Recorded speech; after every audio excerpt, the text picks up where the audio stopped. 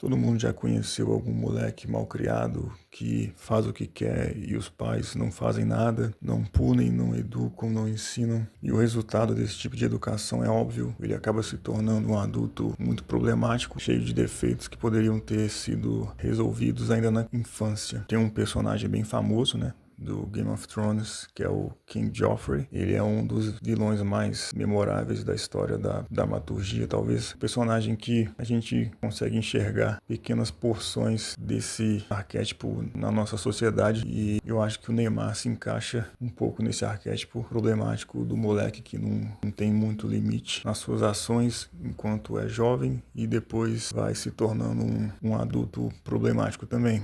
Todo mundo lembra como ele surgiu no Santos. Ele junto com o Ganso, o André Balada, Robinho mais velho. A primeira polêmica que eu me lembro de assistir do Neymar foi num jogo do Santos e Atlético Goianiense. O Santos vencia por 3-2 e teve um pênalti e o Neymar queria bater esse pênalti. O técnico dele, o Dorival Júnior, na época, falou que não era para ele bater, era para outro cara bater, que ele recentemente havia perdido alguns pênaltis. Mas ele se revoltou, bateu o pé, queria bater o pênalti, começou a brigar com o Dorival, começou a brigar contra outros jogadores, fez um escarcéu lá e tal. No dia seguinte ele pediu perdão e o Dorival resolveu aplicar uma punição. Tirou ele do jogo seguinte, que era o contra o Guarani, e também ia tirar ele do jogo contra o Corinthians, seria depois do jogo contra o Guarani. Mas o Neymar já era muito grande no time, né? Era o menino de ouro, o menino da vila e tal, não sei o quê. E a diretoria resolveu mandar embora o Dorival Júnior. Quando eu vi isso, já achei uma coisa injusta com o Dorival, né? Porque ele fez o que era certo. Se um moleque, se uma pessoa, se um jogador, se um trabalhador tem alguma atitude insubordinada em relação ao seu superior, ela deveria ser punida, né, de alguma forma. E o que os superiores do superior fizeram foi punir quem aplicou a punição, quem aplicou a medida para corrigir o moleque. E para se somar a esse fato, foi marcante também a entrevista do técnico do Atlético Goianiense, o René Simões, na época, que deu uma entrevista logo depois do jogo falando que nunca viu um jogador ser tão mal educado e desrespeitoso com os companheiros, com os adversários, com o juiz da partida, com todo mundo. E ele falou uma frase que ficou marcada, que eles estavam criando um monstro, se referindo ao Neymar. Que é basicamente a mesma coisa que eu falei no começo do vídeo. Se você não aplica punição e disciplina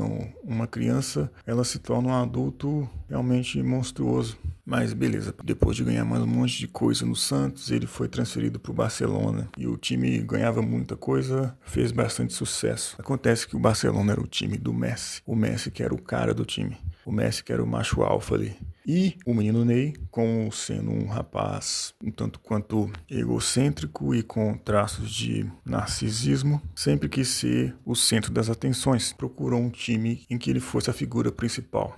E acabou calhando de ele despertar o interesse do PSG, que queria ter um protagonismo maior na Europa. Então ele quis sair do Barcelona e ir para o PSG. E nessa chegada dele no PSG aconteceu outro incidente que chamou minha atenção também, pro temperamento do Neymar. Teve um pênalti que o Cavani, que era um ídolo, ele tinha o costume de bater esse tipo de cobrança, e o Neymar, ainda novato no clube, queria bater. O Cavani insistiu, falou, não, eu que bato aqui, você tá chegando agora e sou eu que vou bater e tal. E o Neymar ficou bolado com isso. O Cavani resolveu bater e ele errou. Depois, no mesmo jogo, teve uma falta próxima da área e o Neymar, dessa vez, queria bater também. E o Daniel Alves, que é amigo da seleção brasileira do Neymar, pegou a bola e não queria dar pro Cavani bater e favoreceu o Neymar. E deu essa briga, deu essa confusão, essa polêmica. O Neymar foi e bateu. Não me lembro se fez o gol, mas ficou evidente a injustiça, né? Ou pelo menos algo que eu acho incorreto. Você tá chegando num clube e já querer assumir as coisas na base do grito e não conversar antes. E também é zoado também a babação de ovo do Daniel Alves, né? É algo também que com outros jogadores da seleção sempre teve em torno do Neymar. Todo mundo venerando o menino de ouro. E é ridículo de ver o Daniel Alves pegando a bola e escondendo do Cavani, fazendo de tudo para não entregar para o Cavani bater, sendo que o Cavani era o batedor oficial, pelo menos até então. E teve essa babação aí do Daniel Alves. Aliás, o Cavani, depois de um tempo, saiu do time ainda no PSG, chegou o jovem ainda Mbappé. E o Mbappé e o Neymar eram, nas imagens, até então eram amigos e tal, tudo certo. Até que O Mbappé, que sofre do mesmo problema de protagonismo e narcisismo, começou a se destacar muito no time. Ia ficar muito grande, e na medida que o Mbappé foi tomando espaço e o protagonismo, ele se tornou um problema no PSG e os dois começaram a tretar. Tanto é que uma das exigências do Mbappé para renovar contrato foi a negociação do Neymar, e foi isso que aconteceu. Ele foi vendido para um time da Arábia lá, Al Hilal. Mas ainda antes de falar do Neymar no Al Hilal, é necessário mencionar o fato dele brigar com a torcida do PSG várias vezes. Todo mundo sabe que em qualquer esporte de massa tem muita gente que vai te criticar, inclusive dentro do estádio, dentro da arena e tudo mais. E uma vez o time do PSG estava subindo as escadas no meio da torcida para receber uma premiação de vice-campeonato. O Neymar parou para discutir com o torcedor. Ele ficou lá batendo boca com ele durante alguns segundos e o Neymar, de repente, dá um soco na cara do rapaz. Só que o que torna a cena ainda mais patética foi que ele deu um soco no cara e saiu correndo, saiu meio que fugindo, assim. Nem foi homem de sustentar o que ele fez, de dar o soco no cara e ficar lá para assumir a bronca, né? Ele foi covarde. Outra atitude de moleque, né? Isso foi antes, né? Voltando lá pro momento que ele foi transferido pro time do Sheik, ele já estava tendo muitos problemas com lesões e praticamente não jogou. O pessoal ia ver o Neymar em campo e o Neymar simplesmente não conseguia jogar. Ele estava sempre no departamento médico. Enfim, ele voltou para o Santos para tentar se recuperar para a Copa do Mundo. Mas ele continuou se machucando bastante e uma coisa que pegou mal, assim, para quem tem bom senso, eu acredito, foi quando vazou o contrato que ele havia feito com o clube. Isso é, o clube que ele diz amar e tal, não sei o quê, fez um contrato muito oneroso para o clube, vamos dizer assim, muito pesado, o salário e tal. Para o Santos, que já é um clube endividado, acabou sendo um problema ter o Neymar, porque se ele não jogar, ele não consegue trazer a mídia e os patrocínios todos que ele poderia trazer.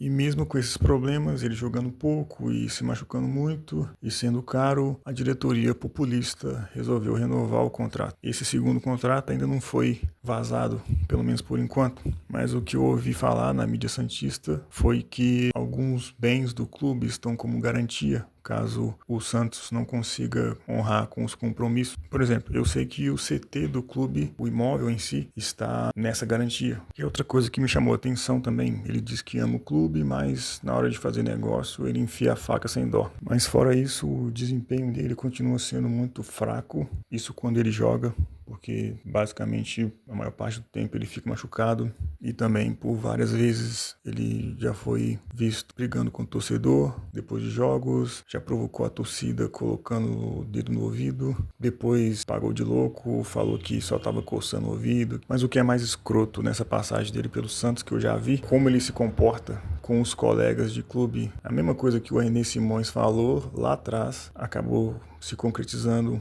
Eu lembro que eu estava vendo uma vez o jogo do Santos e o Zé Rafael errou, não é que ele errou um passe, o Neymar queria o passe para ele e o Zé Rafael lançou a bola para outro cara. Ele deu um chilique no meio da partida lá, eu fiquei reparando na atitude dele. Os jogadores ficam sem muito o que fazer, porque ele é a estrela do time, né? E ele acaba cagando na cabeça dos caras e ninguém faz nada e todo mundo deixa e todo mundo acha normal. A última treta que teve também foi com o filho do Robinho, que ele apelou porque o moleque driblou ele no treinamento lá. O staff do Robinho Júnior se manifestou, falou que estava revoltado com aquela situação, quase que ele saiu do clube. Depois ele pediu desculpa também e é isso, mais uma polêmica aí do menino Ney. Mencionando agora da participação dele na seleção brasileira, é um capítulo à parte também de absurdo. Em 2014 eu não lembro de nada para mencionar, ele machucou antes do 7-1 e beleza. 2018 e 2022, o que mais me incomodou foi o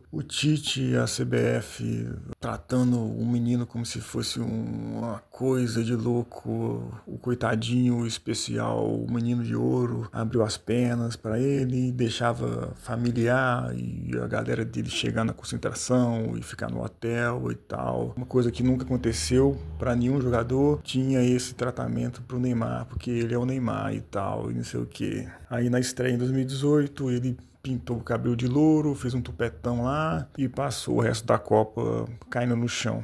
e rolando. Em 2022 ele continuou sendo o centro do sistema solar, chegou machucado para a Copa, mas entrou mais na fase de mata-mata para decidir, fez o gol contra a Croácia nas quartas e o time deu mole lá no final e abriu as pernas e todo mundo sabe o que aconteceu depois.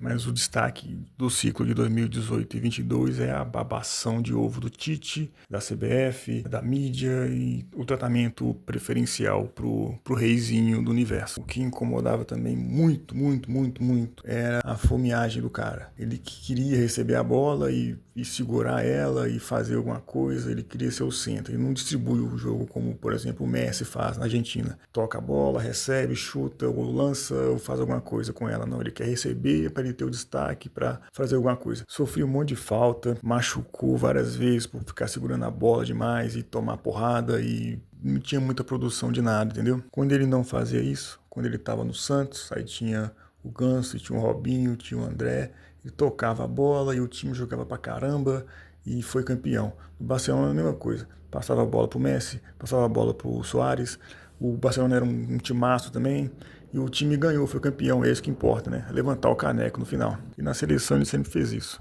Pegava a bola, prendia e não tinha nada de produtivo. Vez ou outra tinha, porque o cara é talentoso demais, né? Então não tem jeito. Mas seria muito melhor se ele passasse a bola. Chegando em 2026, no Santos ele não conseguia jogar, sempre machucado, e quando entrava não fazia nada demais. A torcida estava ficando impaciente já também, brigava com ele, brigava com a torcida e tal. Eu achei que o Ancelotti ia ter culhão e ia bancar a não convocação dele. Eu soube até que no contrato que ele fez com a CBF tinha uma cláusula de que não teria interferência nas convocações, mas o Ancelotti acabou abrindo as pernas também, talvez por pressão, patrocinador e tudo mais. Com o Neymar, a visibilidade do evento vai ser muito maior e tal. Acabou cedendo e levou o cara já bichado, todo capenga, não consegue nem correr.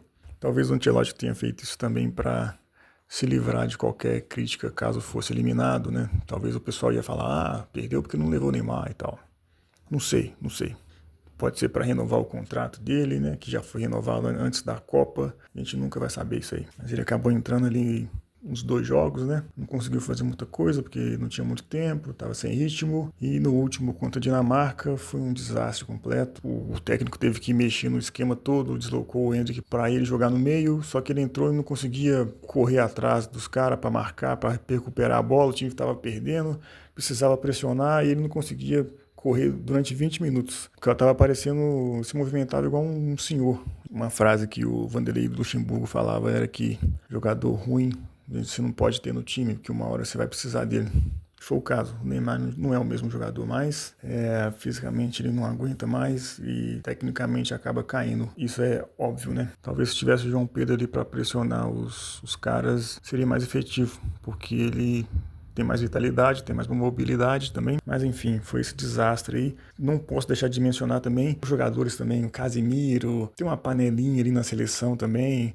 O Ney, não sei o que, o Rafinha, o Ney, meu ídolo, o Ney, não sei o que. Muito zoado, um monte de cara sem personalidade se escorando no moleque que poderia ter sido muito maior no futebol e fez um monte de coisa errada. Por ser muito egocêntrico, por não pensar coletivamente. No final do jogo com a Noruega também, o cara ficou querendo bater nos caras, querendo fazer falta, arrumando briga. Eu me lembro quando o futebol brasileiro era virtuoso, eram os adversários que ficavam nervosos por estar perdendo e apelavam e queriam bater. Você vê o que virou, né? A cena do Neymar também com o goleiro querendo fazer provocação na hora do pênalti, em vez de correr logo para pegar a bola e bater, fazer o gol e tentar empatar o jogo. Mas não, ele tem que assumir o protagonismo. O grande Neymar, pra cima de mim não, e não sei o que, e o tempo passando e o jogo indo pelo ralo. E é isso, o protagonista tem que dar o show dele. Depois saiu eliminado mais uma vez, lamentável.